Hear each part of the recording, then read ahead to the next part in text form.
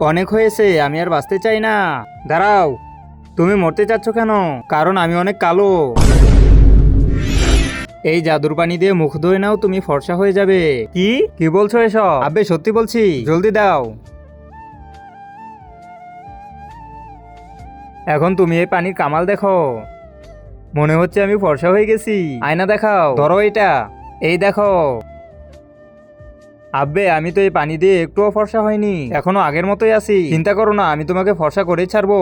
বসো। তার আগে দেখবো তুমি আল্লাহর ঘরটিকে বেশি ভালোবাসো না মন্দির ঘরটিকে বেশি ভালোবাসো। যদি আল্লাহর ঘরটিকে বেশি ভালোবেসে থাকো তাহলে ভিডিওতে একটি লাইক করে চ্যানেলটা সাবস্ক্রাইব করে দিবে। আর যদি মন্দির ঘরটিকে ভালোবেসে থাকো তাহলে কিছুই করতে হবে না, আর কমেন্টে আই লাভ ইউ আল্লাহ লিখে যাবে। তোমার চোখ বন্ধ করো।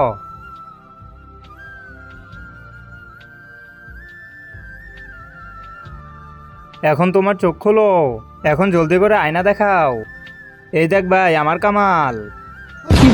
আব্বে সালা, এটা কি করে দিলি ভাই? এই কালার করলে তুই আজীবনের জন্য ফর্সা হয়ে যাবি। আব্বে সালা দাঁড়া, আমিও তোকে এই কালার করে দিব। আব্বে আমাকে দিস না।